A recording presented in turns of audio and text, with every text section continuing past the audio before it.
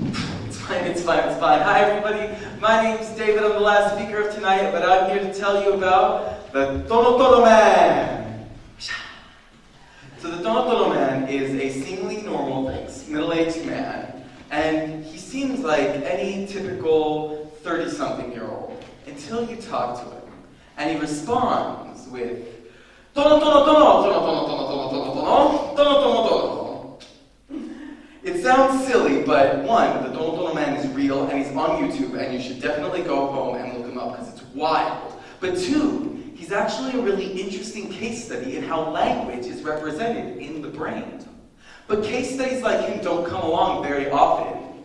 And because language is actually very complicated to produce, from the tiny movements of our tongue to the very effective ways we express emotion, the question becomes, how do we separate language from the actual act of speaking? Well, when we think of languages, we usually think of spoken languages like French, English, or Chinese.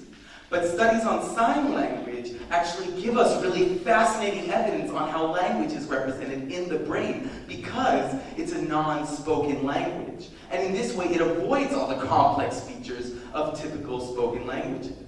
On the other hand, Tono guy has all these complex features. He has specific mouth movements, and he expresses vocal emotion, but he doesn't have access to his language center. Tono guy, as it turns out, has damage to what's called Broca's area of the brain. It's a part of the brain that's well studied and is known to be involved in producing speech. And when people have damage to this area of the brain, they seem like they know what they want to say, but they just can't get it out. It's actually really bad for lab speakers.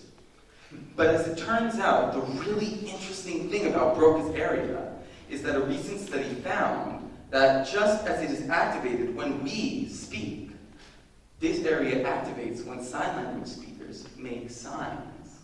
That is to say, as far as your brain is concerned, sign language is the same as any other language. It just requires a different set of muscles to express itself.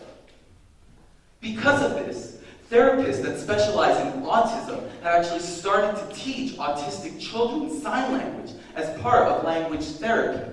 And they find that children who learn sign language and English learn English faster than those who only learn English. With all this in mind, I have to wonder, why do we call it sign language? It helps us communicate the same as any other language. And the brain treats it the same as any other language. Maybe it's time to shift our mindset on sign language by simply calling it